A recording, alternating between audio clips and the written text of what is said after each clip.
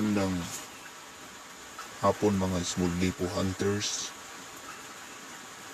Maraming salamat sa patuloy ninyong pagsubaybay ng ating YouTube channel. So ito yung update mga small lipo hunters sa landingan ng helicopter dati. So sa ibabaw ng bundok na yan, dyan ang dati naglanding ang helicopter, no? Sabi ng may-ari dyan na matanda na. So paliparan yan ng landingan yan ng helicopter dati sa panahon ng hapon. Kasi tatlong bundok niyan. So sa tatlong bundok merong isang landingan ng helicopter kasi plane yan sa ibabaw, plane. Mga 10 by 15 lang ang laki niyan. Tapos tip-tip na yan sa likod at saka dito sa harap niya ay tip-tip din.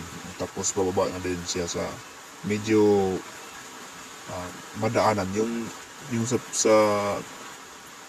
sa likod niyan ng ng bundok na yan.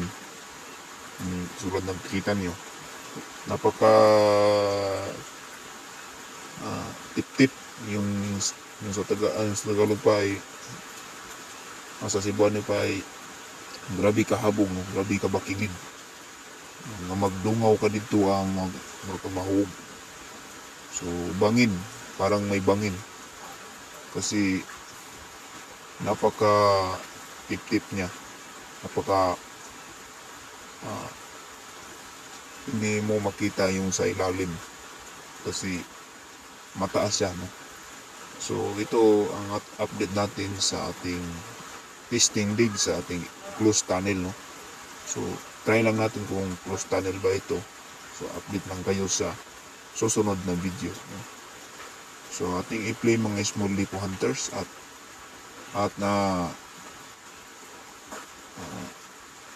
bago natin ito pagpatuloy ay shout out muna sa ating mga lahat, lalo na sa mga subscribers ko at mga haters, mga viewers at mga bashers. So kung sino mang hindi pa nakasubscribe ay please subscribe sa ating YouTube channel para bilang suporta po ng ating YouTube channel para updated kayo sa ating explore at mga testing dig, no? ng site na ating na-i-explore na positive. So ito na yung update mga small lipo hunters sa ating testing dig sa natumbok natin na closed tunnel, no? Entrance, no? So subukan lang natin kung dito ba talaga ang entrance at anong mga sign palatanda na makikita natin dito sa hukay.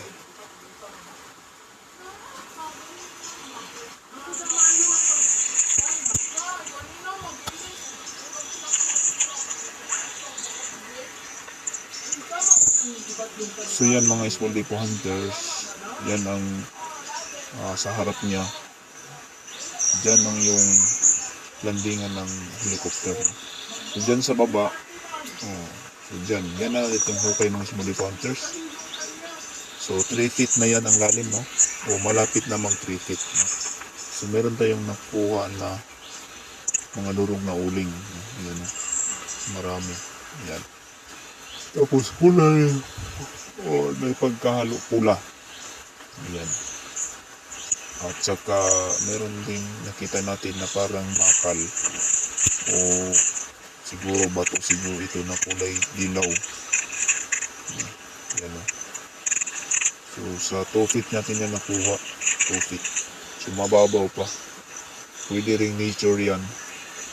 Pero try ko yan i-detect sa metal detector na yan, kulay parang bato lang siya na nature, para din siyang bakal. So yan, so kung mababaw niyan nandyan sa sa 1 feet pa lang yan.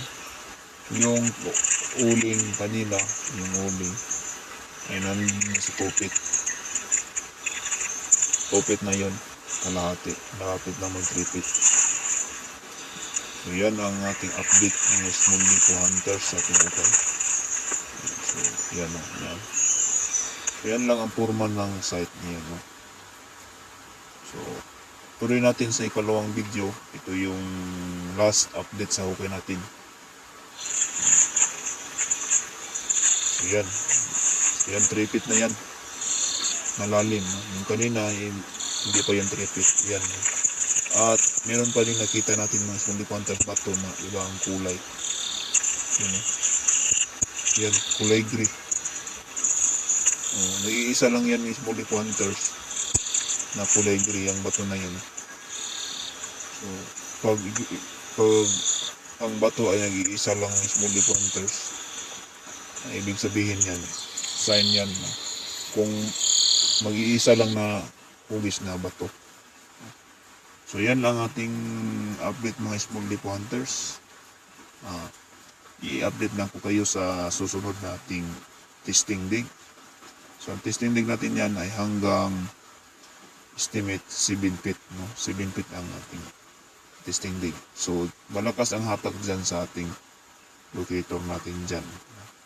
So hanggang sa muli mga small leaf hunters. Paalam mga ka-TH.